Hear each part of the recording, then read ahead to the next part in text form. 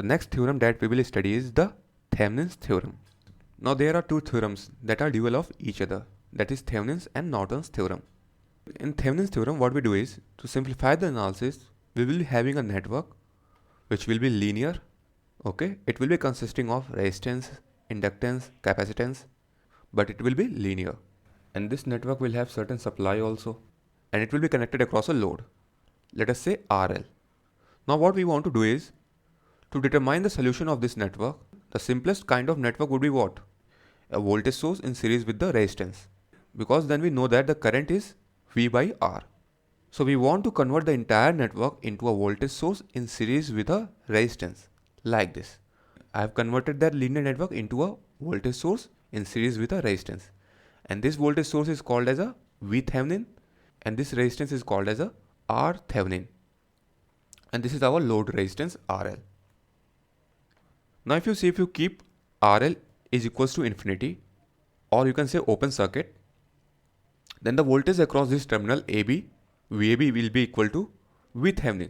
That is why VThevenin is also called as open circuit voltage. So essentially what I am doing is, I am converting a linear network consisting of resistance, inductance and capacitance into an open circuit voltage in series with a Thevenin's resistance, or even you can call Thevenin's impedance. But this concept of Thevenin's impedance will be used when we will be studying the AC circuit.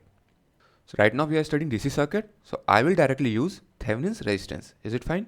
Now the analysis of this circuit is simplified because I know the load current IL will be equal to VThevenin upon RTh upon RL. Okay, voltage upon equivalent resistance, RTh plus RL. Okay, this way we can calculate the current as well as power and efficiency also. Similarly, the Norton's theorem is there. To simplify the linear network consisting of resistance, inductance and capacitance. So again, if I am given a linear network, this time I will not convert it into a voltage source because the other representation can be a current source. So here I will convert it to a current source in parallel with a resistance, like this. So I have converted that linear network into a current source in parallel with a resistance. This current source is called as a Norton's current, and this resistance is called as Norton's resistance. Now actually we can obtain Thevenin's and Norton's equivalent from one another. How? What is Thevenin equivalent? Thevenin equivalent is a voltage source in series with a resistance. It is an open circuit voltage and this is R Thevenin. So I can convert this voltage source into a current source. How? By source transformation technique, okay, which we have already studied. So I can convert this voltage source into a current source like this. A current source in parallel with a resistance by source transformation technique. And by the formula, the value of this current is VOC upon RTh, okay? VOC upon RTh, and the value of this resistance will be RTh, okay? Now if you compare these two circuits, Norton's resistance is actually same as R Thevenin, okay? You can compare it. And what about Norton's current? If you compare these two current source, Norton's current will be equal to VOC upon RTh, okay? Now suppose we short circuit this terminal.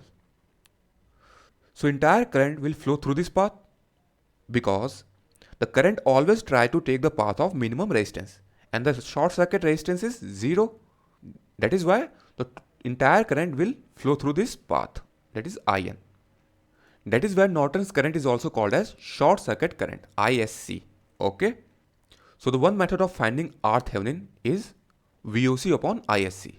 That is, determine the open circuit voltage and the short circuit current. And the ratio will give me Thevenin's resistance or Norton's resistance. So you have to keep certain point in mind while applying the Thevenin's and the Norton's theorem. First of all, finding the R Thevenin, short circuit the independent voltage source and open circuit independent current source. That is, we have to remove all independent sources, okay? Then do not touch dependent source. You don't have to do anything to any dependent source. They will remain in the circuit as it is, okay? Thevenin's and Norton's theorem can be applied to any circuit. It does not depend on type of elements. It does not depend on it. And it does not depend on the type of voltage and current source. Whether the sources are dependent, independent, it does not depend on it. It can be applied. but it cannot be again applied for non-linear and unilateral elements. That means the linearity and bilateral elements are necessary. It cannot be applied to non-linear elements. Is it fine? And as we know, you can apply one theorem and then you can find the other equivalent directly by using the source transformation technique. Now let me show you how to find out Thevenin's and Norton's equivalent under different type of sources. So let us first take the example where there are only independent sources in the circuit. There are no dependent sources. So for finding Thevenin's equivalent, I will have to find two things, that is open circuit voltage, that is Thevenin's voltage, and Thevenin's resistance, okay, RTh. So let us first find the open circuit voltage. For that, you need to first decide which is the load resistance. Here we are required to find the current in this branch. So this will be my load resistance. This is my load. So I will have to open this load resistance, okay, to find out open circuit voltage.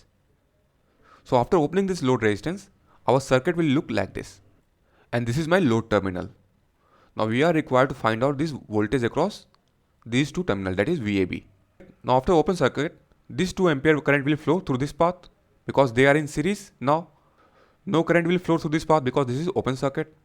Now the voltage polarity across each element will be like this.